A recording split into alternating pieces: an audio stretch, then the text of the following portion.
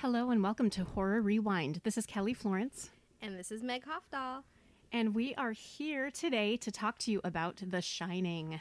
Dun, dun, dun. I felt like there needed to be I know, they're definitely... some sort of, yeah, you can edit something in, right? Sound effect. I'll get right on that. Yeah, please. How are you this week, Meg? Good. I'm so happy that the weather is turning nice here in Minnesota. The flowers are blooming. It's beginning to look a lot like spring or summer. I don't know what season we get in Minnesota. Yeah. Should I tell a dad joke? Yeah, please. There's only 2 seasons in Minnesota, winter and road construction. Yeah, no, yep, I heard that one. Okay. Yep, that's right. You got it. And then what's another dad joke? There's only 2 things certain in this life, death and taxes. Oh, yes, that one. Okay, so... I think we're off to a great start. Yeah. If you're still with us, welcome. Then you're really committed. So we're talking about The Shining. I'm so excited. But first, I have a question for you. Yes. So I waited. I was going to say it earlier, and then I closed my mouth because I was like, I'll save it for the podcast. Well, it's funny because I'm going to interject here. Meg and I are friends, and we would like to just talk when we see each other, but we're like, wait, if we're not recording it for the podcast, let's just wait and talk about it then. So what do you want to ask me? Okay. So I'm going to a writer's retreat with some of my writing girlfriends.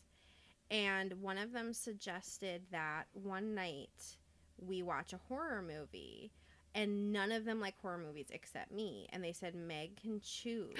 And they're all non-horror fans. And so this is my opportunity to bring them into the fold and make them love horror. Okay. That's such high pressure. No, that's high pressure. But you know what came to mind, first of all? Because it's a writer's retreat. I'm assuming it's somewhere out in the middle of nowhere. Yeah. You don't have to tell us exactly where. Yeah, I won't give you the... But yeah. I thought of the movie Hush because it's about a woman and she's a writer and she's out in the middle of nowhere and she's being stalked by a crazy person. That's a good one. So it's modern. They'll definitely relate, but it might be too relatable. Oh my gosh. I know. I really want them to be scared, but not so scared that they make me turn it off or they're True. But I think that's a good one. Hush. That's on Netflix. Yes. I don't know what the perfect gateway horror movie is. I'm like, do you go classic? Do you go with something new that will kind of be shiny and keep their attention? Why don't listeners, why don't you tweet us or email us your recommendations and then good idea. And then Meg can please help me. I don't know what to do. Yes, I need your help. So what's new with you? Nothing new much now except rewatching horror movies this week has been the thrill of my life. Good. It's so nostalgic, and yet it brings out all of these new feelings, which is amazing. Yeah. So I'm loving it. I had this experience where I was watching The Shining in the middle of the day while my kids were at school. It was a Wednesday at 1, and I'm like, this is the dream. This is the dream. This is what I wanted to do when I was a kid, and I was in 4th grade, and now I have a 4th grader. I wanted to be home watching The Shining. That would have been ideal, and now I'm living it. So I love it. This is great. So let's start talking about The Shining, actually. For those of you who don't know, The Shining movie came out in 1980, and it's based on Stephen King's 1977 novel. When I saw it when it started airing on TV, and I was curious why was that? And there was only network TV in our house at that time. And in 1983 already, so just 3 years later, ABC started showing it. Really? And it was on all the time because I used to watch it starting in 1983. I was 6 years old. To do the math, people. And I was watching The Shining. I mean, they must have cut out and edited a lot for ABC, but yeah, it was on TV a lot. Wow. I know. I didn't know that on network TV. Yeah. That's pretty impressive. So it's kind of interesting. I have not seen, but Meg, you've seen the documentary about The Shining that's on Netflix, and Room 237. Yeah, so that, yes, there's a lot of information there. I'm not going to get into all of it.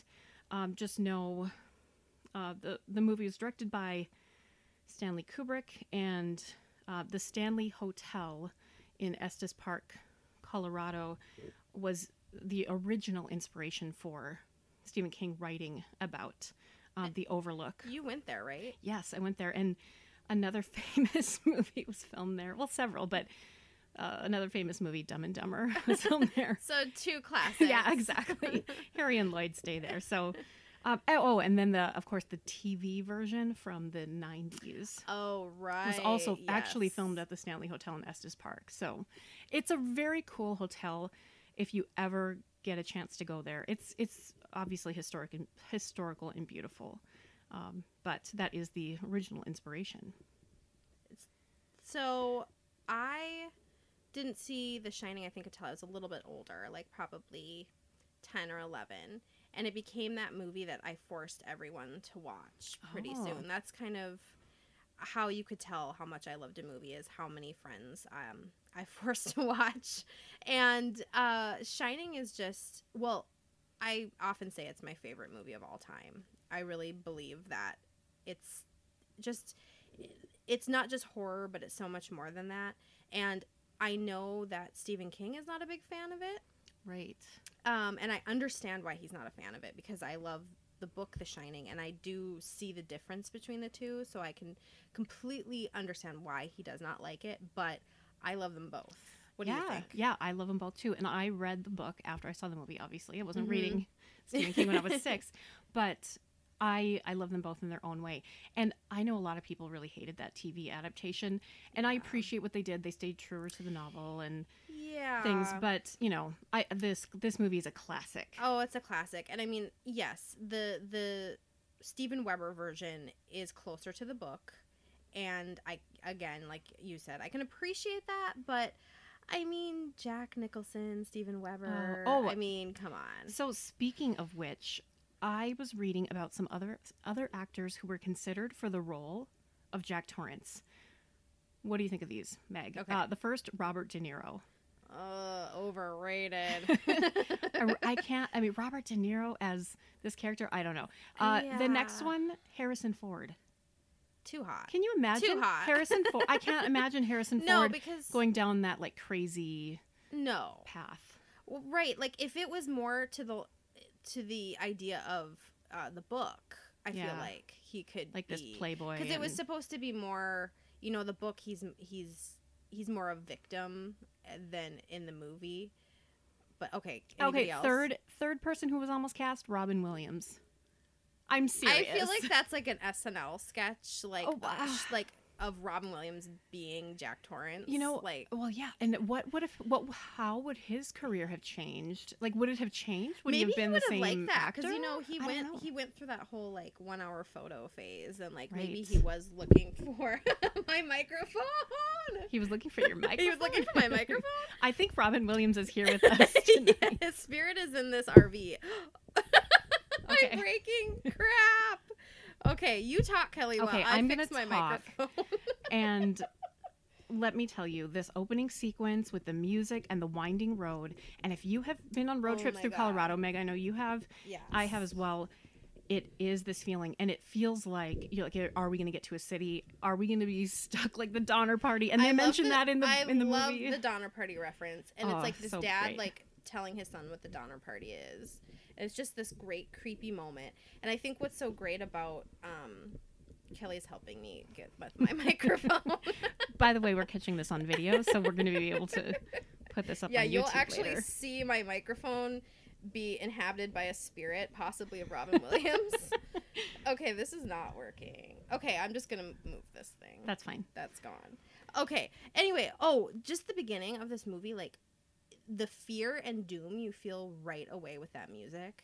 Yes. I mean, some horror movies, it takes a while. You're kind of like waiting around for like, you know, the fear to start, and it's kind of a cutesy beginning. Not in The Shining. No, it starts right away. And then I loved showing Wendy with her son. She's reading Catcher in the Rye, and she's just smoking a cigarette. It's Yes. like, the 80s. Yeah.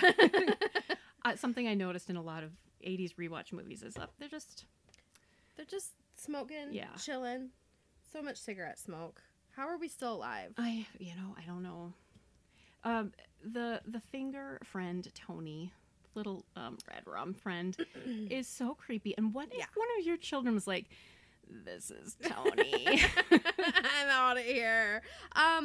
Yeah, that's something I was thinking about too, because I was thinking about the book, and like Tony's supposed to be kind of more of, I think, like a comforting sort of character, right, or yeah. something, and like more good. And Tony in this just is very creepy, and it's like, is there something wrong with this kid? What's going on? I mean, it's hard for me to watch The Shining from the perspective of like not knowing, and because I've seen it so many times. I think I've probably literally seen it 30, 40 times. So this movie, I felt like everything I saw, I was like absorbing and like remembering times that I'd watched it as a child, and like there was no line or shot of this movie that I didn't remember. How about you? Was there anything that you didn't like? Well, there are, because I was most familiar with the TV version that apparently was edited. I mean, that's when it was. Okay, I thought you meant 90s. No. Steven Weber. I was like, wait, what? The one that was shown on ABC, and so there was a lot of edited things, and I think I probably had it on VHS taped off of TV, that version. So there were some things that surprised me. I still get goosebumps though when I got them in this rewatch with the sequence showing that elevator and the girls for the first time when he turns that corner. Oh my god! Goosebumps still. It's classic. It's brilliant. Okay, there's something I want to discuss. So I watched Room 237, and a lot of people, I mean, are going to tell you, yeah, there's a lot of stuff on there that's a little wacky. I mean, there's somebody that contends on there that Kubrick was trying to tell us through The Shining that he is the person who filmed the moon landing. I mean, there's some wacky theories out there, but there's some interesting things. And one of them, well, actually, I don't think they mentioned this in 237, but like I was kind of in that mode when I was watching, like looking for really subtle things. Something they say in the very beginning, and I can't think of his name, the guy at the very beginning that he's interviewing with. Yeah. He says that the girls were 8 and 10 years old. They were cast as twins. Right. They are twins that play them. So why would they go out of their way to say they're 8 and 10 years old? It's like one of those little things that's like creepy. And that makes me feel creepy. I know, creeped out right doesn't now, it? and I don't know like why. He goes out of his way to say that they're 8 and 10, yet they were cast as twins. That's very weird. So I thought that was weird. Another little Easter egg like that I never noticed until they showed it in that documentary. The TV that Wendy and Danny are watching is in the middle of the room, and it's not plugged into anything. It's so creepy. They pull out, and you can see the TV is in the middle of the room, and there's no electrical cords plugging it in. Scary. So it's like, I have chills. Just saying it, like, I have chills. So there's just like these little things like that I was watching for more when I was watching this. That is cool. I need to see the documentary. Mm-hmm. Now, a little tidbit. In this version of the movie, the room is 217. It was changed from room 237 because the hotel where they filmed they changed it to 237 from 217. Yeah, no, I'm backward. I'm confused. Which one's the real one? Because they didn't have that room number, and they didn't want guests to be afraid to stay in the real room number. So. Oh, that's funny. Wouldn't you go there and be like, I want room 237 or 217? Yeah. Wait, I'm backward. They didn't have a 237. Okay. So they changed it to 237 in the movie. Okay. I'm just saying, like, I would want I know, exactly. They're saying guests will be afraid. No, that would also be the room I would request. Please, yeah. So seeing this movie as a kid is more terrifying, I think, because Danny is a kid and you naturally relate to him. So I don't know about you, but I was always thinking, well, something like this could happen to me. I mean, I could be in this situation. Not that I actually thought my parents were going to, go crazy or anything, but this was scary. What's scary about it. And I think, kind of like what we were saying about zombie movies and why those are scary and why they have endured. It's the same sort of idea of that loved one being the one that could hurt you. Oh, yeah. And I like in this movie how it's a little different than the book in that there is this sort of inherent evil in Jack Nicholson's character, even before the ghosts kind of start, taking their hold on him. There's tension in the marriage. It doesn't seem like a great marriage, even at, just the little few hints that we get at before. Of course, that shows itself even more. And let's not forget, this Jack, just as in the book and the Steven Weber version, he physically abused his child. Oh. That's the backstory of why he's where he is now. And I feel like Jack Nicholson portrays that more realistically and more... I don't know. I feel like Stephen King wanted us to empathize, and it's like that's really hard to empathize with. Right. You know, he wanted Jack to be like this person that at the end, of course, of the book, he saves the day. And I like in this movie that he doesn't save the day, you know? Yeah. Something that you were mentioning, we find out about that child abuse and his alcoholism through the conversation that Wendy has with the doctor. And it's such a brilliant scene. First of all, it's two women talking, which is great. Bechdel test, click. Yes. And then it's just revealing this entire backstory, and you see the leading questions that the doctor has and her responses. And Wendy's just trying to play it cool. She's smoking her cigarette. Yep. And it's such good. I think it's good acting. I don't know. How do you feel about Shelley Duvall? So, to go back again to Stephen King, he hated her in this movie. He called her a limp dish rag, which I like to use that term sometimes. I was watching this movie just feeling so in defense of her the whole time. Yeah, I was too. Not just her as an actress, but her character. I didn't think she was a weak character. No. I think she was doing the best she can in her circumstances. She had bad circumstances. It wasn't, I mean, what is she going to do? I know. Like, she's stuck in the Overlook Hotel with her crazy husband. She has this son. She can't just drive away. And she is doing so much work. Like, did you notice all the work she was doing? Yes. Like, he's writing all day or writing in quote unquote. And she's doing so much work. I would lose my mind there. Like, with a child. I mean, he doesn't have school. Right. It's just the two of you in a creepy hotel. So I did write something down, even though I know how the movie ended. And yeah, it does look pretty bad. But wouldn't it be kind of cool to stay in an abandoned hotel as long as they had Wi-Fi? Wait, an abandoned? Oh no, I totally want to go move into the Overlook. Oh, okay. Just not with children. Or Jack Torrance. Or Jack Torrance. Yeah, no, it would be amazing. Like, that's what, when I watched as a kid, I was always thinking, oh, it'd be so cool to, like, live there and not go to school and eat and ice he's, like, riding his bike around the halls. Like, that's cool. I mean, until we run into those creepy girls. But yeah, no kidding. Okay, speaking of those creepy girls, creepy kids just in general are so scary because they're terrifying. And then when you have kids, it makes it even worse, especially when you have kids who want to scare you because, holy crap. And when they come in at night and wake you up out of a dead sleep and they're standing over your bed, if they were dressed like the girls from... Oh my gosh. Or saying Tony wants a drink. Yeah. No. Oh, did you notice the scene when they're giving them the tour and they're like, oh, show Mrs. Torrance the kitchen? Visibly eye rolled. It's like, come on. Yeah, it's like, okay. Jack Torrance could have been the cook. Jeez. Okay, I'm looking at my notes. What else? There's so much to say. Well, okay, so during that tour, then we meet the character of Halloran, and I love him so much. And his demise we'll get to, but the setup is so brilliant because they're there. They're not going to be able to be in contact with the outside world very easily. Halloran has the gift of the shining. He's able to talk to Danny, with just using their minds. I mean, it's such a good setup. He is so perfectly cast that when I've read The Shining after, and I've read it twice, and you cannot help but picture him when you're reading it. And that doesn't always happen. Right. But he's just the perfect guy to be Dick Halloran. And he's also, just a shout out, he's in another favorite movie of mine that's not a horror movie called One Flew Over the Cuckoo's Nest with Jack Nicholson. They're both in that. Scatman Crothers is the name of the actor. Anyway, they're great. That's another good movie. But yeah, he's a great actor. Everybody in this is such a great actor. I mean, they saw over 5,000 kids for the role of Danny, and I think Danny was great. And I noticed, I haven't watched this movie in probably 20 years. Oh, wow. And I noticed that I was watching this the first time as a parent. I felt so many feels for Danny. Aww. Like as a parent, that before he used to be my peer, and now I'm looking at him as a parent does, and it's like, oh my gosh, I feel so sorry for him. He's so sad and he's so scared and he doesn't want to be there. I know. He's so sweet. He's got this whole shining thing. He's kind of like Carrie. Yes. Like he's got this thing that he doesn't really know how to deal with it. He doesn't know what he's supposed to be doing.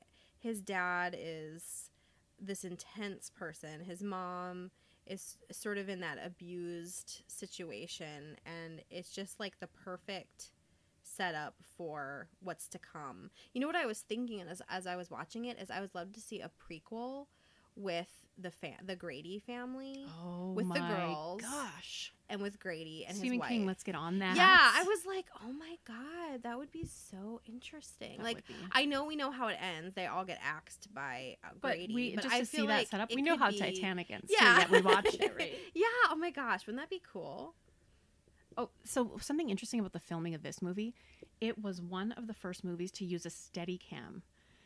The shot following Danny as he bikes was using a steady cam, one of the first movies, and it is worth it because how amazing is that shot? And steady cam, I mean, we take it for granted now, but not every movie always had it. There's just some amazing shots in this movie. And there's also these great effects of like fading in and out. Yes, and the music. Oh, the music is what makes this movie. The music and Jack Nicholson. His, like, when he's going up those stairs at her and she's got the bat.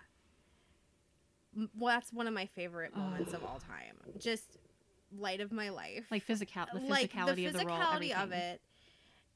I don't know. I know that, you know, the rumor is that Stanley Kubrick was really rough on his actors, right. and he made them do it like 100 takes. And in fact, I was reading, I wrote down, it said that where is it? Oh, he was particularly hard on Shelley Duvall because of, you know, how she was supposed to be. It said he berated and criticized her during filming so that she would be the it's way like method she acting. is. Yeah, it's like, oh my gosh. So and sad. she just has those big sad eyes. Do you remember, did you watch Popeye when you were a kid? Yeah, she was olive oil. Yeah, right? yeah. Okay, so you know the scene when he gets interrupted when he's writing and he's terrible. Meg, I have a question for you. How do you act when you get interrupted when you're writing? I tell everyone to go fuck off. I mean, like, why don't you go ahead and get the fuck out of here? Like, my God, red flag. Yeah, much? yeah. I mean, I wonder. Don't you wonder what he was like before the ghosts are starting to kind of get in there? I mean, I feel like his baseline was fuck off. Oh yeah, no, you know, like, I was saying the true terror, like regardless of the ghost, I think he's the true terror. I mean, he proves to be the true terror anyway. Right. But holy crap, this man. Yeah.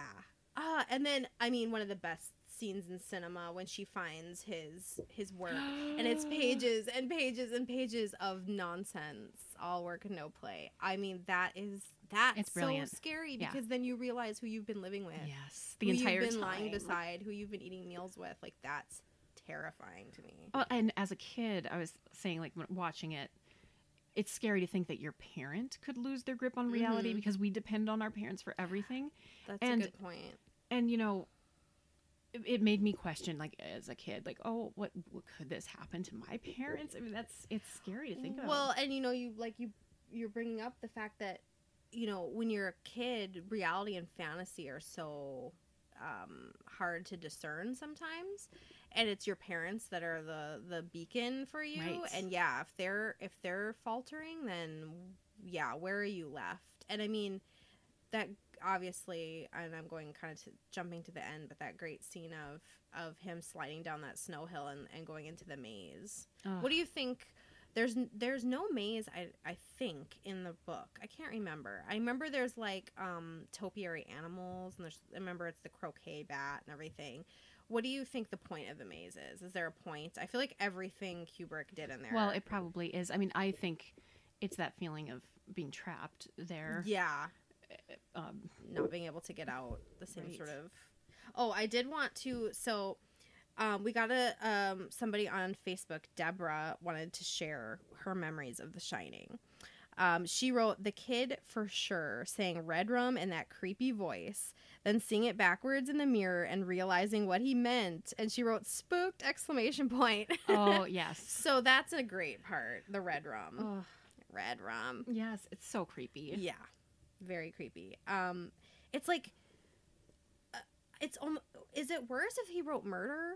I wonder. Or the fact that it's backward to the effect that she looks in the mirror. Because it's like he wrote it backward because she would see it in the mirror. Yes. Fuck. That is scary. Okay, a couple of things. First of all, the music is perfectly chaotic and it just sets you up for that unease.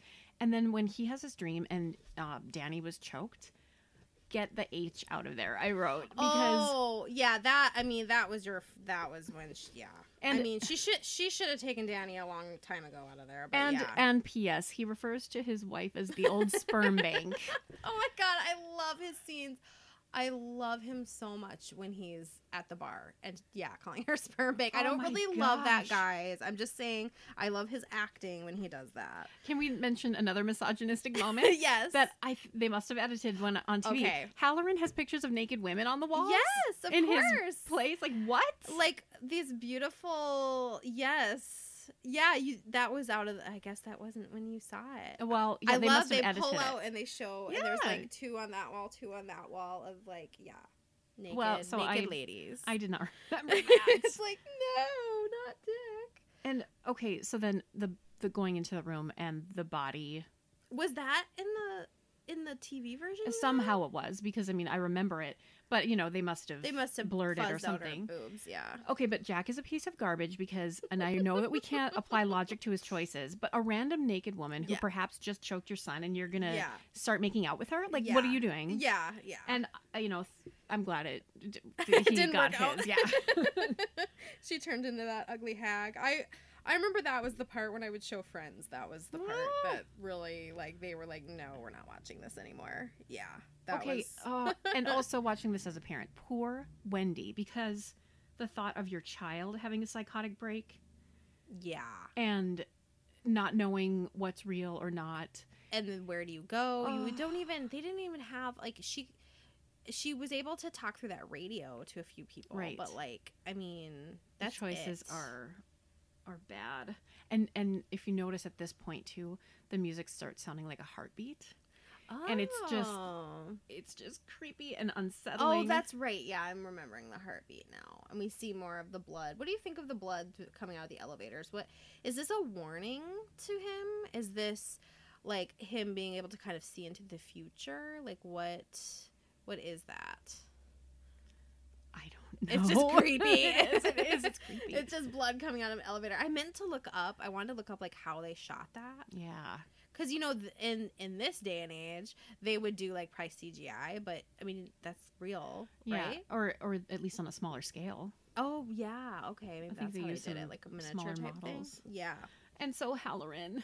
Insert crying emoji here because I yeah. always know what's coming, but I'm always so Oh, sad. I Because I love know. him and he's just trying to help. It made me think of I can't think of her name in Hush Hush Sweet Charlotte, how she was just there to help and try to get Charlotte out of the house, and it was she was just kind of that wise old sage who wanted to get them out. She could see the problem, and he was the same sort of deal where it was he was there just to help.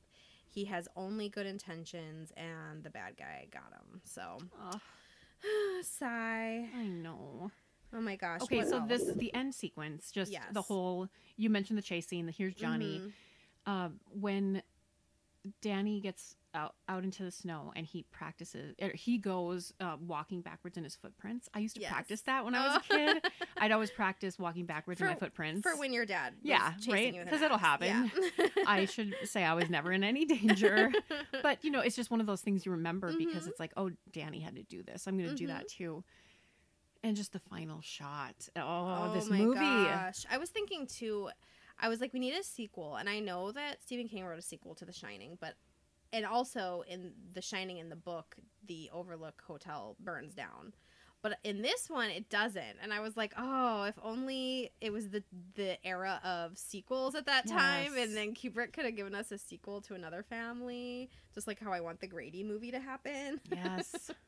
Yeah. I'm trying to think what else. I love all the, what scene I love is the bathroom scene when he's talking to Grady. Oh, yes. And he has the stuff, Grady spills the stuff on him. And he's like, you've always been the caretaker here.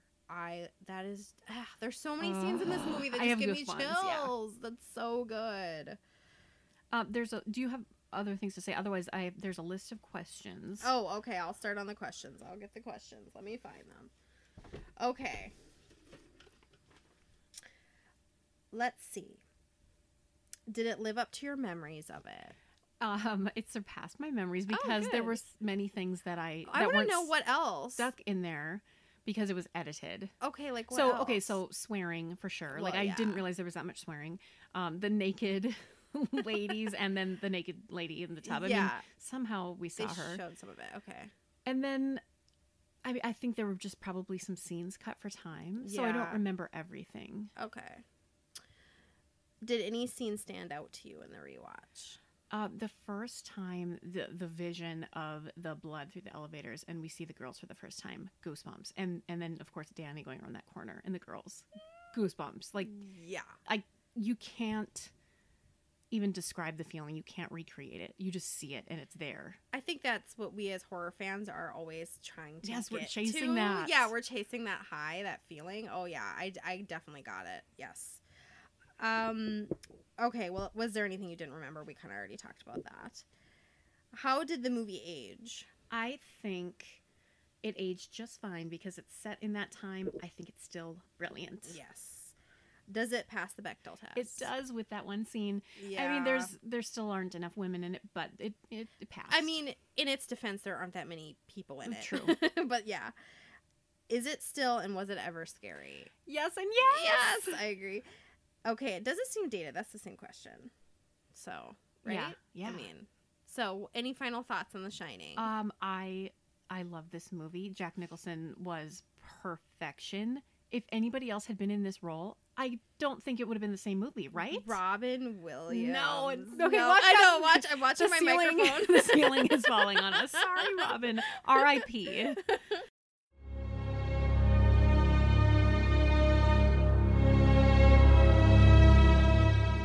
All right. Hi, Lisa. Welcome to our mixology segment this week for Horror Rewind. How are you? I'm great, Kelly. How are you? I'm good. So this week we're talking about The Shining. And listeners, if you haven't yet seen the video for Lisa Watches The Shining, you need to check it out because she was live texting me during her watch of The Shining, which she saw for the first time. And it was amazing. Lisa, can you give us some feedback on your first viewing of The Shining? Well, I watched it with my husband, and I think I maybe mentioned at one point, like, I'm just the worst because I need to talk through what I'm witnessing. And he wasn't having it, and then I realized I could text Kelly, and that was sort of like a godsend of an outlet. So, because I could not, couldn't handle it. well, I mean, it is, to be fair, it is terrifying. So I'm really proud of you for getting through it. But listeners, check out the video on YouTube. It's awesome. So Lisa, what did you create for the drink this week? I created a little ditty I'd like to call All Play and No Work. Awesome. And no one can ever forget. That's kind of, I knew that phrase, all work and no play makes Jack Bell, and I before even seeing the movie, so I was like, this is something we all know and love. So what I wanted to do was take something, as we've talked about in the past, I like to go with something that's already maybe a staple somewhere. So this week, given that this film is set in Colorado, I went with our staple, the Colorado Bulldog, which is a cocktail that's already established, and I was like, how can I take this and make this shine? Nice. So, thanks. I decided to mix it up a little bit. So for this week's cocktail, you're going to need Jack Daniel's, Kahlua, vanilla ice cream, some Coca-Cola, and that is it. So for this cocktail, I'm going to have you take a lowball glass, and I'm going to have you take 2 ounces of Jack Daniel's, a half ounce of Kahlua, 4 ounces of Coca-Cola. You actually don't have to measure this, but sometimes I just like to be specific. 4 ounces of Coca-Cola, and then I'm going to have you take about a cup of ice cream, however many scoops that is for you, into your glass to bring it to the top. And it's really exciting because as you're familiar with a root beer float, this is sort of the effect we get with this cocktail. You get that fun foam at the top. And feel free to grab a spoon and just sort of stir it up a little bit to get that Jack distributed through. And then I'm really going to encourage you not to use a straw for this because as the ice cream melts, it gets to be this frothy, lovely, oh so tasty treat. And that is all play and no work. That sounds absolutely delicious.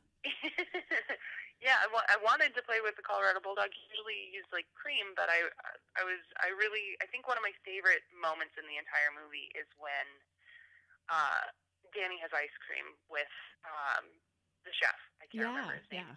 And I love that moment. So I was like, what can we do with ice cream? And we can make a cocktail with it again. I love it. I love That's having perfect. ice cream.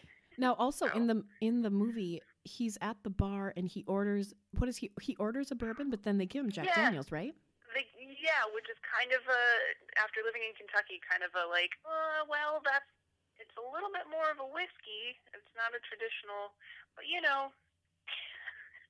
his name is Jack, and realized that cocktail or that liquor is Jack. So maybe that was a fun little wink, wink, nudge, Yes, nudge. who But knows? definitely knew I had to use Jack this time around. Okay, awesome. Well, thank you so much. And where can we find you on social media? Oh, you're so welcome. You can find me on Instagram at Lisa Ann Bowl or at my website, which is just lisabowl.com. Awesome. We'll talk to you next week. Sounds great. Thanks, Kelly. Yep, bye. Bye, Meg. Okay, next up we have our Fast Forward segment. And since I chose the movie this week, Meg is going to talk to us about her pick for Fast Forward. Meg, what did you pick? Okay, so I picked something I actually haven't seen yet, but I want to talk about it. And it's the It movie that's coming out this year. You guys, I know you watched the preview already because the trailer, I think it was the most watched horror trailer of all time so far. Yes. So it's coming out September 8th, so mark your calendars. I'm really excited. So what did you think, Kelly, of the 90s It? We should do that for an episode. Oh, so maybe yeah. we shouldn't talk about too much. But Yeah, well, I remember John Ritter. yes, yeah. And, I grew up with Three's Company. Like, that was my after-school show. It was always on after sure, school. yeah. And so it was strange to see him, I guess, in a non-comedic role as a kid. But yeah, it's still creepy. But this new one, holy crap. It looks so scary. So I am blind because I didn't see in the trailer. I think I was so focused on not shitting my pants when Pennywise came popping out of things. I didn't realize that Finn Wolfhard from Stranger Things is in this movie. Really? He's one of the kids? He's Richie. Oh my gosh. Yeah, no, I didn't notice that either because I was probably also freaking So out. then I was like, I'm like researching it. So I'm like, oh my gosh, Finn Wolfhard. So I won't even say what year he was born because it's really depressing. But I IMDb'd him and he said he wanted to be an actor ever since he saw his first movie, Tobey Maguire's Spider-Man. Oh, Meg! Oh, okay. I'm going to share a little story. That was sort of like the re-engagement of the superhero franchise. And we went to see it on opening day, the first showing. And we were the only two women in that theater. Yes, we were the only girls. And I feel like that's totally different now. But when that movie came out, we were the only two women in the theater. What the heck? That's crazy. I know. Isn't that insane? Okay, side note. Okay, so let me see. I've got my notes here, and there was a couple things else I wanted to say, and now I'm like blanking. But anyway, it looks really scary. It's got Bill Skarsgård in it, we've discussed his brother in length, but no pun intended. Gosh. But Bill Skarsgård is in a show called Hemlock Grove, which I watched the first season of, but I haven't watched anymore. Have you watched that? No, it's a horror show. Yeah, I know. Now I'm trying to remember what the other Skarsgård brother's name is because he's in there's Vikings. Another one? Yeah. Oh no, Bill Skarsgård is the one that's in Hemlock Grove. Well, I don't know. Okay, well, Hemlock Grove, I watched the first season and it was good, but I guess not good enough for me to go back. I don't know. What do you guys think of Hemlock Grove? And also, what do you think about them replacing Tim Curry? Is this another situation where it's like Jack Nicholson versus Steven Weber, who, let's be honest, pales way in comparison? We're gonna get angry tweets from Steven Weber fans. Yeah, sorry, Steven Weber fan group, but I don't know. What do you think? Do you think that it's so iconic, or do you think because it's more about Pennywise? No, I think it's about Pennywise. I mean, Okay. I love Tim Curry, but Me too. no, it's okay. I think it's okay. Yeah. It's kind of like, and we're going to talk about this in another episode, but when they remade Evil Dead, they didn't need Bruce Campbell to be the lead again. I mean, No. he is in Ash vs. Evil Dead, and it's great. Oh but my when God, they remade yes. it with a new cast, it's fine. Yeah, I think it'll be fine too. I think they have good actors. I think that. So it sounds like this one is the first of it's like going to be multiple movies. Okay, Is cool. what it sounds like. So I think they don't even have them as adults in this movie. I think it's Oh. all kid part of it. Oh, that's so scary. Yeah. Oh, and I also wanted to mention, and you know, oh yeah, I also okay. So the first thing I want to mention is that it's by the director of Mama, and remember that movie was Love scary. That movie, it's so scary. Yeah, his name is Andre Muschietti, I think. And he directed and wrote Mama, and that, yeah, if you guys haven't seen that, that's a movie. scary movie. You recommended it to me, and then I Yes. watched it alone, and I was like, oh my god. The other thing I wanted to mention is, I'm blanking. Okay, I'm gonna remember it. I know what it is. It's how It and The Shining are related. Oh. So, I've read It twice, and if you're an eagle-eyed reader out there, you will know that Dick Halloran is in It. Are you serious? Yes. I have chills right now just saying it. Wait, what? Yes. Dick Halloran is in It and The Shining. So that is in the same universe. So, if you read It, you read a story through, I believe, and I'm blanking on the name. Is it Mike? And he's one of the kids, and he talks about basically something that happened in the past that he learned about, and it involves Dick Halloran. So anyway, it's really cool. That is so amazing. Yeah, I it's love how yes. so many of Stephen King's books tie I together. know, It's so cool. it's so neat. So I just wanted to read real quick. Bill Skarsgård talked about portraying Pennywise. He said, "It's such an extreme character, inhumane. It's beyond even a sociopath because he's not even human. He's not even a clown. I'm playing just one of the beings it creates." And I think that's something to really remember, is that it is not actually Pennywise. Pennywise is just part of it. It's a way to kind of get kids into its lair. So I think that was really cool that he saw it that way. Because, of course, people were asking him, like, oh, do you think, that being in Tim Curry's footsteps is going to hurt you? So anyway, I'm really, really excited for it to come out. And like I said, it's coming out September 8th, and I will be there in line on the first day. I just looked up Bill Skarsgård, and he's the younger brother. Yeah. And he looks good. He's a cutie. He's no Alexander. He's no Alexander. And then, hold on, I'm Googling, okay. So then there's another one? There's another brother, but wait till you see this brother, okay? There he is! Show me. I gotta show you. Wait, his name is Gustav Skarsgård. That's him. Okay. I thought you were going to show me, like, a hot picture. Nope. No, that's what he looks like. Oh, okay. Sorry, Gustav Skarsgård. I thought she was going to show me, like, a ripped Alexander Skarsgård 2.0, and it was not. I have been encouraging her to watch Vikings, and that did not work. No, it's not about how these Vikings look. That's it's right. about what they do. You know what? We should not be objectifying men like this. Okay, so that reminds me. Yeah. We have to do our weekly ratings. Right. And so we changed our rating scale based on what we watched this week. So we're gonna do axes, because even though it's a croquet mallet in the book, we're gonna use an axe, right? We're not talking about the book. So 0 being hated it, wasn't scary, didn't like it. 10 being perfection. How would you rate The Shining 10. on axes? 10 axes. 10 fucking axes. I give it 10 axes as well. This movie is so scary. It's I can't even scary. live. Like, it's so I good. have seen it so many times, and it is still, it affects me on a level that other movies just don't affect me on. And now, since we haven't seen it yet, but we have seen the trailer, we're just going to rate the trailer.